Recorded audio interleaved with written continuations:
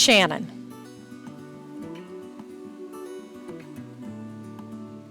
And that's Tim.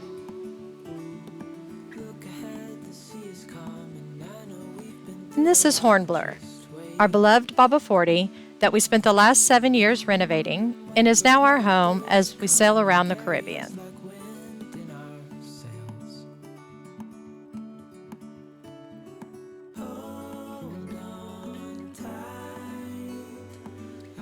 In our last video, we finally cut the dock lines in Kemah, Texas, and sailed 852 nautical miles to Key West, Florida. At 6.5 days, it was our longest passage to date. Our plan was to drop off crew in Key West, restock a few provisions, and set sail for Bimini in the Bahamas. After checking the weather, we needed to wait a couple days for our next weather window. We also needed to get our COVID test and complete our customs and immigration forms for entry into the Bahamas. So we were lucky enough to get a mooring ball in Boca Chica, which turned out to be a great thing since we had some issues with the COVID tests. The timing for the test is key. You have to have it within 3 days of arriving at the Bahamas. The CVS pharmacies in Key West only do the full PCR lab test, which takes 1 to 2 days to get back. You then have to upload the results to the Bahamas Travel Visa website and await approval. Our initial plan was to leave Sunday morning. However, Saturday night we received an email that we were denied entry. Turns out they count the dates differently than we were counting them. So our only other option was to pay $120 each and get a rapid test at the urgent care center. So while we waited for another weather window, we decided to do some snorkeling at the nearby Marina Beach. After dipping under the surface for the first time, we soon discovered that the seafloor was covered in Cassiopeia, otherwise known as upside-down jellyfish. After doing some research, we found that they're typically found in warmer coastal regions, including shallow mangrove swamps, mudflats, canals, and turtle grass flats in Florida, the Caribbean, and Micronesia. The medusa lives upside down on the bottom, thus the name. They partake in a symbiotic relationship with photosynthetic dioflagellates, a type of algae, and therefore must lie upside down in areas with sufficient light penetration to fuel their energy source. They do sting, but the sting is very mild, and unless you actually try to touch them, it's unlikely you'd get stung. When viewed from above, they look like pulsating cauliflower, but when floating upside down, or maybe it's right side up, they're gorgeous. There were so many different variations in size, color, and structure.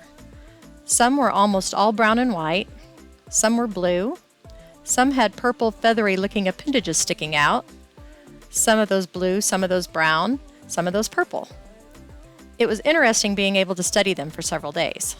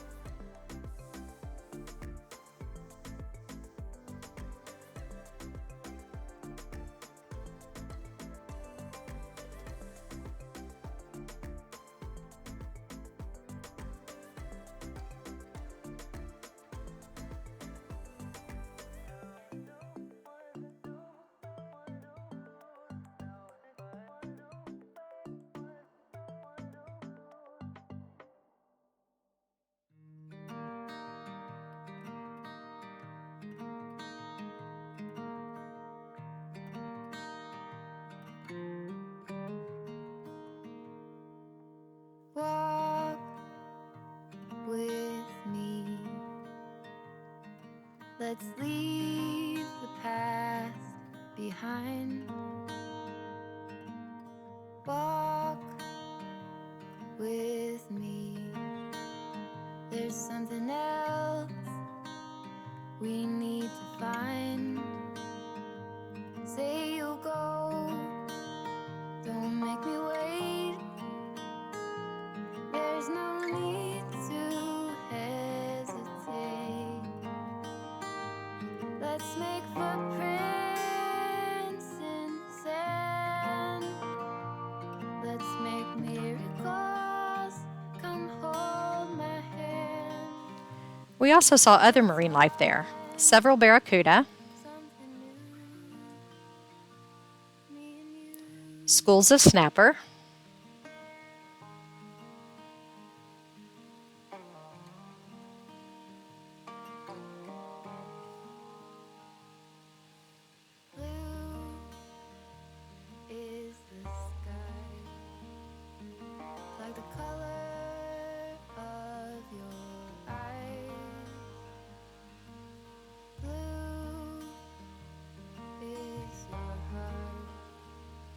a snapper protecting his cinder block, from the start.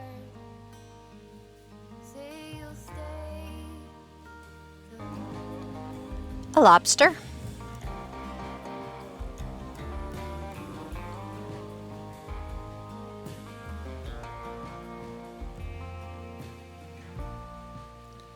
a lionfish that, although beautiful, is a non-native species with no natural predators in the Caribbean and/or Gulf of Mexico. They have a voracious appetite and will eat anything they can get into their mouths, and are decimating the native reef fish populations.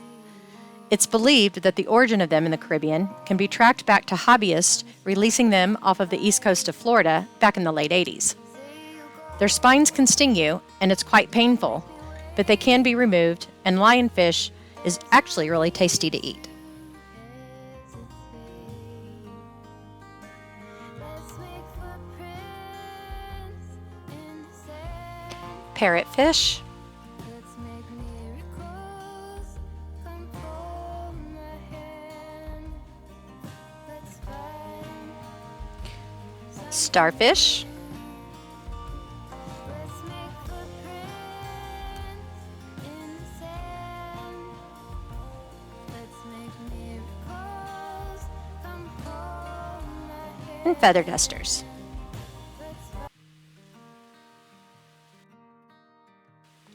We also had the opportunity to meet some of the locals.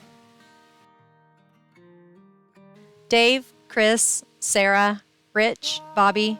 I can already tell that one of the hardest things about this lifestyle is meeting some great new friends and then having to leave them. They have a really great community there, and everyone was so helpful. Dave ran us to get our first COVID test and to pick up some provisions. He introduced us to the Hogfish Bar and Grill, where Tim had one of the best tasting pieces of fish we've ever had. He also took us on a mini tour of the area and gave us some local insight. We also got lucky and scored this dock box off of him, which we desperately needed for storage. So with our newly approved travel health visas and everything submitted to customs, we finally head out to the Bahamas. Join us next time as our good weather window turns out to be far from it. And if you enjoyed this video, please like and subscribe.